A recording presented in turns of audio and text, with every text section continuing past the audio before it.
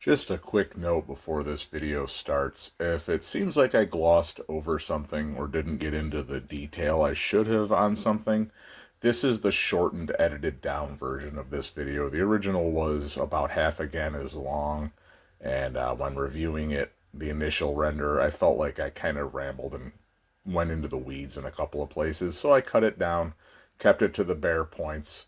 If I do further videos in the future about some of these aircraft and their service histories, like I'm going to do with the IAR, I'll get into a bit more detail about this stuff. But as it is, this is just a basic overview. So enjoy, and I hope you learned something. Now, on with the video. Welcome back for another short video on the ARR in World War II. Today I'm going to do a bit to explain the markings and camo schemes of the various fighters used by the Romanians during the 1940 to 45 period. I originally planned to do this as part of my short series on the AAR 8081, the first video of which has already come out. But since the story really overlaps with and relates to all of the other developments in the ARR fighter force, I decided I'd do this as a separate short overview. This video, while it might just be, interesting, something different for most people, is really aimed at those of us that do scale modeling and game skinning. You might, like me, do your own personalized aircraft for models and games, but I personally like to make those aircraft look like they'd fit right in with their historic stablemates. And this video can help you nail down that look by both aircraft and year. I'll be starting in 1940 and going chronologically through the development rather than focusing on one aircraft at a time and constantly backtracking time-wise to go over the same periods. So we're going to more or less start off with 1940 while the ARR was beginning their build-up for the increasingly inevitable war. Real quick though, before we start, a quick note on nomenclature. The Romanians refer to their fighter aircraft and their pilots as Vanatoare, which means hunter, designation they also use for their mountain troops, which they refer to as Vanatoare de Munte. This might sound a bit odd to English speakers, especially like Americans, Canadians, Brits, Australians. But remember that the Germans refer to their fighter pilots as Jagdflieger, a word which basically translates to hunting flyers, and their mountain troops as Gebirgsjäger, which also means mountain hunters. These words were also used by the old Austro-Hungarian Empire and continue in Austria and Germany and I believe Switzerland right to this day. The Italians, which have the closest language to Romanian, use the term caccia for fighter pilots and fighter planes, which in Italian also means hunter. So it may seem weird to us Anglo speakers, but for non-Anglo speaking Europe, it's actually pretty standard. Likewise, as a quick note, I want to point out that not a single wartime ARR fighter survives to the present day. All were lost during the war. If they were an obsolete type, scrapped immediately afterwards during the Reconstruction period, and eventually all were scrapped by the by the socialist, that is, rather, government after 1949, as they tried to erase the memory of their involvement in the war against the USSR. History books from the communist era in Romania even skip over this era entirely, picking up only when Romania joined the Allied cause in August of 1944, which meant that no one really bothered to preserve the photographs and films of many of these examples discussed below. That as many survive as they do is nothing short of a miracle, but sadly we're often left to try and piece together the story behind the photograph or film clip from very limited knowledge. So I will likely make at least one mistake or say something that later research will prove to not be wholly accurate, but I'm going off the best information I have available and also pulling from several sources which sometimes conflict with each other, so I'm going with the most likely explanation in some cases. For starters, let's mention the early national markings. Since its inception in World War I, the Romanian Air Corps and later the Air Force used the pretty standard tricolor cockade common to most European air forces, even in use into this day. In their case, being blue, yellow, red in the same pattern as the French cockade of blue, white, red. The colors were repeated on the rudder as a vertical flag taking up the whole rudder. Pre-war, the Romanians usually didn't put the national cockade on the fuselage, usually only applying it on both sides of the upper and lower surfaces of the wings, and wing and fuselage stripes of blue, yellow, or red would denote the squadron or Escadrila within the larger group or group. Incidentally, the squadrons were numbered sequentially, but not always assigned to the group in the order that the numbers would indicate, kind of similar to how the U.S. Army Air Force did things. Later on, when I start referring to various squadrons and groups, that's what I'm referring to. For example, Escadrila Cinzece is the 53rd Fighter Squadron, and Gruppo Shapta Vanatoare is the 7th Fighter Group. Some squadrons had their own unique insignias, as did some pilots, but we'll get into that a little bit later, just a quick mention of it. The large white tail numbers usually seen on Romanian aircraft of the time usually denote the aircraft's place in the production or export order of that particular type of aircraft, and don't denote the pilot's place in the unit as often seen in other air forces, especially their allies in the Luftwaffe. In 1940, before they began their rapid expansion, the fighter force of the ARR mainly consisted of the PZL-11 and PZL-24, both aircraft which were known to be completely outclassed, but they were what they had available in numbers. These aircraft were painted usually in a two-tone brown and green camo scheme on the upper surfaces and sky blue or light gray on the undersurfaces. At some point in their service life, in some cases apparently even well before the war, many of these aircraft would be repainted during overhauls, and rather than try to match the colors used previously with paint fading and damage and things like that, the upper surfaces would be oversprayed with a standard dark green shade.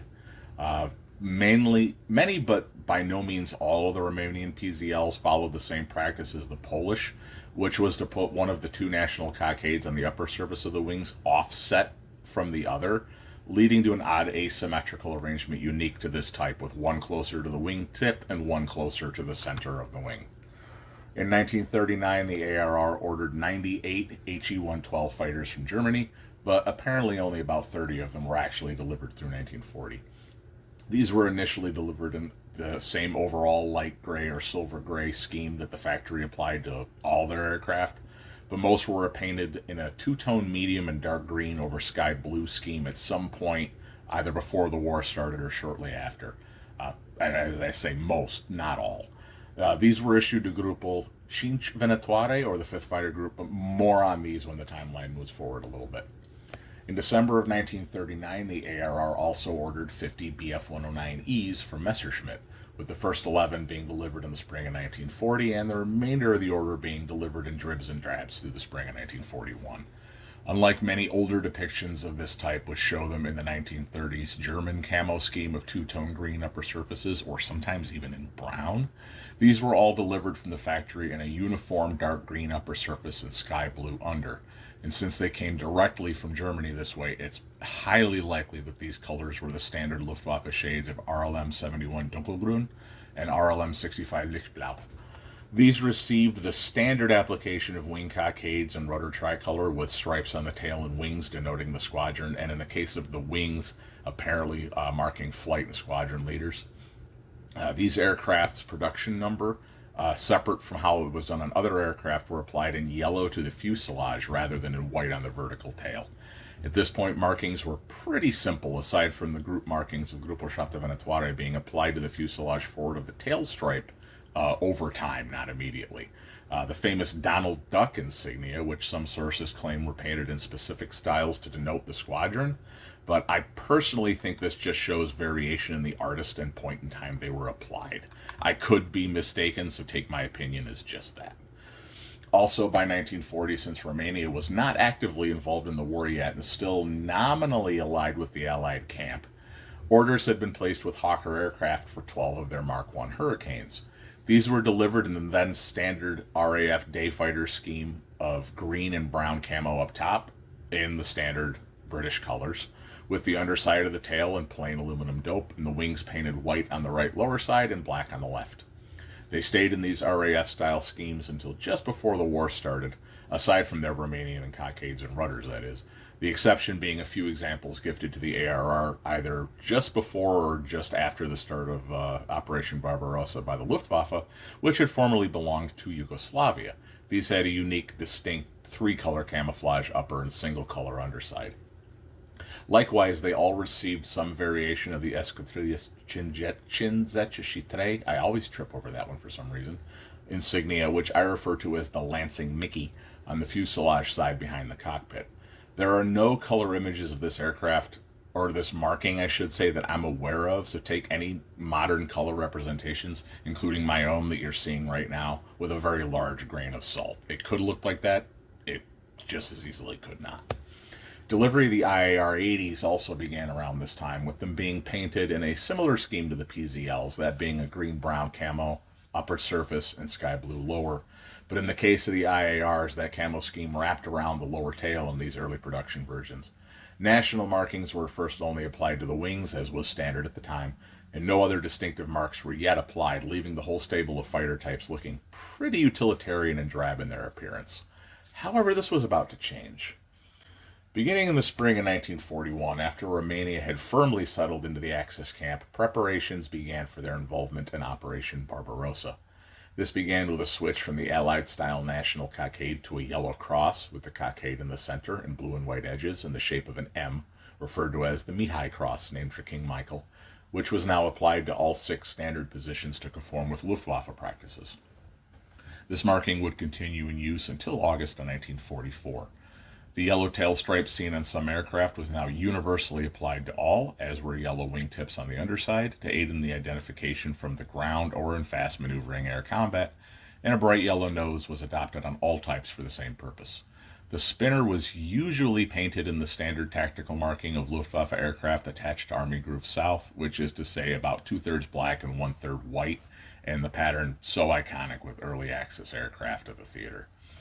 A few oddities in the paint job begin to appear around this time, especially on the 109Es. It's apparent from color photographs of the time, as well as some better quality black and whites, that the yellow used on the tactical markings was not the same shade as what was initially applied to the yellow portion of the rudder, being more of an orangish or pinkish hue than the almost bright lemon yellow used on the rudder. This shade was possibly RLM 04 Gelb, but since none of the aircraft survive, it's hard to know for sure. Likewise, it became very common for the pilots to put a name in bright white script on the nose of their aircraft around this time, usually the name of a wife or a girlfriend, but sometimes even the name of something like a favorite racehorse. Or in one case, I'm pretty sure it was a time traveler who was a fan of the same sport and team as me. Likewise, for some reason, the HE-112s and Hurricanes received a completely unique stencil-style Mihai Cross, not only unique from the other types, but even unique to each other as well, specific to those types of aircraft. By this time, the HE-112s had most likely all been repainted to the darker color scheme, although some photos that seem to be from the front showing them still in their silver makes this far from 100% certainty, and there is at least one crashed example photograph that does appear to still be in its silver, so who knows for sure. This is also when the Grupul 5 insignia really seems to have become universal, but it likely existed on at least some of the aircraft as far back as the previous year. However, this insignia gives me a chance to digress for just a moment about those seemingly incongruous Disney characters on Axis aircraft fighting on the Eastern Front. Before the war, and indeed even during it, Disney movies were actually very popular in Romania, which, despite now being led by a fascist government and firmly in the Nazi sphere, didn't suffer from quite the same level of censorship and rejection of outside cultures that Hitler and his flunkies enforced in Germany. Disney was popular, swing and jazz were popular, and even other American and British media remained popular in the country throughout the war, including even listening to the BBC News, according to some accounts I've read. And this carried over into unit and personal insignias on combat aircraft.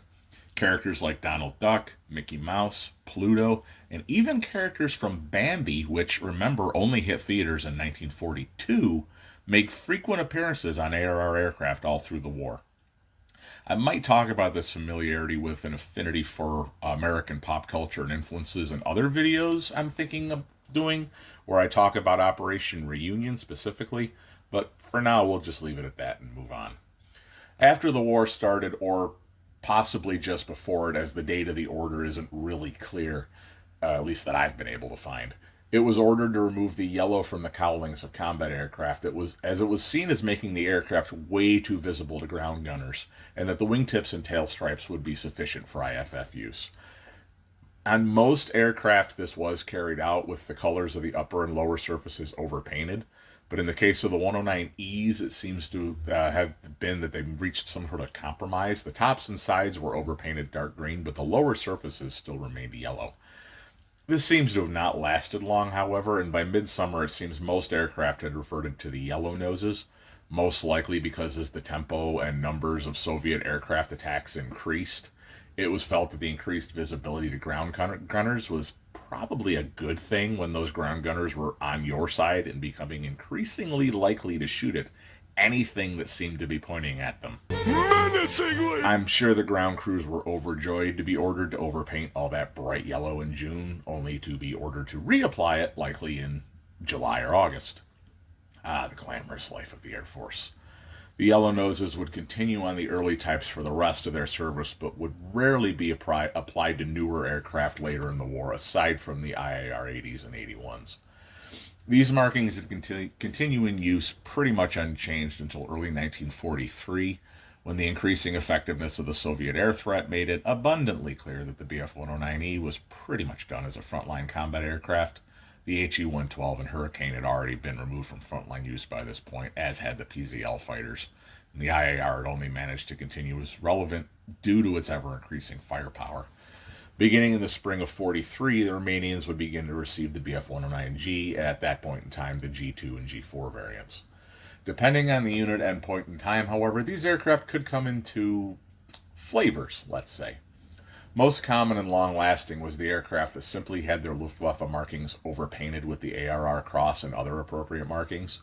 Sometimes this was a bit more extensive with the camouflage itself redone, but this was pretty uncommon. Really only seen on aircraft seen here, those of Escadrila 53, in case you couldn't tell by the Lansing Mickey on the nose. Interestingly, these aircraft, which were attached to JG3 of the Luftwaffe for operational training, don't seem to have had the rudder tricolor applied, instead being all white. Likely this was rectified when the unit left for the Eastern Front, but so far I haven't seen any photos that confirm or deny this definitively. The other flavor was the aircraft assigned directly to Gruppenschapte at the front. Many of these were overpainted with the same green and blue scheme as the Emils they were replacing, although some sources claim that it was a lighter shade of green. It's hard to tell from photographs. However, the all-yellow nose was not carried over, being more similar to the early Barbarossa aircraft with just the underside in yellow. The Mihai cross was likewise painted in the same position as on the Emil, just behind the cockpit, and the unit number was applied in white in the same location as it had been on the Emils. However, these aircraft were relatively small in number, and the overpainted examples were far more numerous, especially as the number of replacement aircraft increased and time was of the essence in getting them into combat. At some point around this time, the production line of the IAR 80 and 81 began to paint the aircraft before delivery in green over blue, the same as the way it was usually repainted when the aircraft were brought in for an overhaul. This may have been to save time because the original colors of paint, which were likely matched to either Polish or English color stocks that they resembled so much, were no longer available, or because the dark green was more readily available and thus cheaper, or simply because that's what they were repainting them in anyway, so why paint them differently? It's not really clear why. However, after mid-1943, photos of them in green uppers become far more common and camouflaged examples become increasingly rare. As the war progressed into 1944, markings were somewhat modified, with the tail tricolor being reduced to only the top one-third of the rudder, and numerous variations of the Mihai cross now being used, probably using whichever stencil the receiving unit had on hand. Also around this time, IAR at Brasov began to produce its own examples of the Bf-109G, referred to as the GA2 and GA4, the A likely standing for Auslander, or foreigner, to denote it as being license-built, under contract from Messerschmitt. Many of these aircraft feature unique camo schemes not seen on Luftwaffe examples, the most well-known being Iondi Cesare's well-photographed Haifetizzo and Gruppenschapte, which replaced his earlier Emil of the same name. You can see a very well-done representation of this aircraft as a premium plane in War Thunder. Likewise, as attrition increased, replacement aircraft often had a letter applied behind the number to denote which aircraft in the series they were replacing, which makes nailing down exact numbers of each type used by the Romanians exceedingly difficult for us 80 years later. Also, individual and leader markings also become more apparent, especially on the 109s and IARs, which can likewise make nailing down which exact aircraft is being photographed almost impossible if it's not a shot of the entire thing. In early 1944, the 109Gs delivered by the Luftwaffe transitioned to the G6. all of which simply had their Luftwaffe markings obliterated and ARR markings applied where appropriate. Perhaps the best known example of this being Alexander Serbanescu's Yellow 1 of Gruppo Nuova Vanataore, or the 9th Fighter Group. The exception apparently being several of the late tall tail G6s, which were delivered in the summer of 1944, which, possibly due to time constraints, had the ARR markings simply painted within the German ones. However, the aircraft would not stay in these markings for very long. As a quick aside before moving on, with the US AAF increasingly hitting targets around Ploiești and Bucharest in the spring and summer of 1944, many of the IARs which were being used on home defense began to lose the bright markings they carried against the Russians and began to go back to the camouflaged cowling. Likely this was in an effort to make them even slightly less visible to the roving flights of Lightnings and Mustangs, which chopped them from the skies mercilessly before the type was basically withdrawn from home duties and sent back to the front against the Soviets, albeit briefly.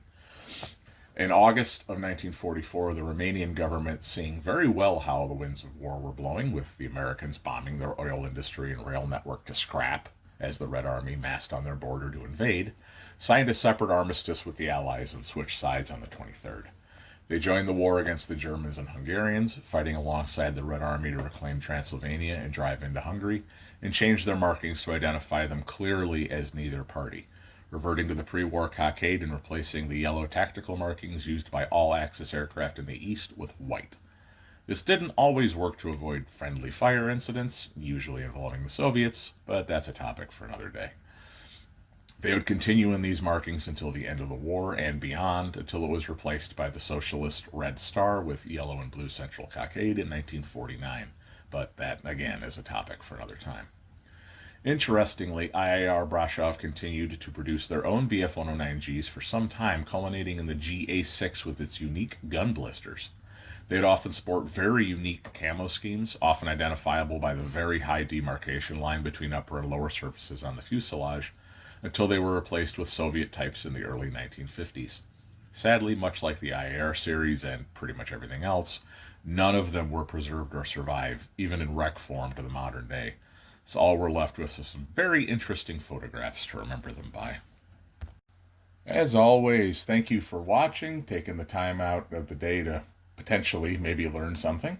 I greatly appreciate it. I'm very, very gratified to see the increased views on some of my stuff and the rising number of followers. As dumb as it sounds, it makes it much easier to do these things knowing people actually watch it and seem to appreciate it rather than feeling like I'm talking into the void.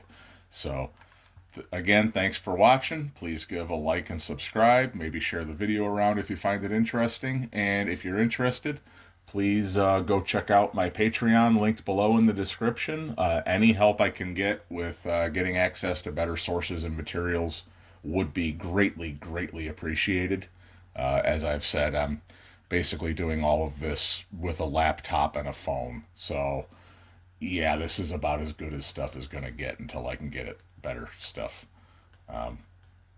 Yeah, the money I have basically goes to books. It's not going to software or hardware. So either way, have a good one. We'll see you on the next one. And until then, take care of yourselves. Be good to each other. Later.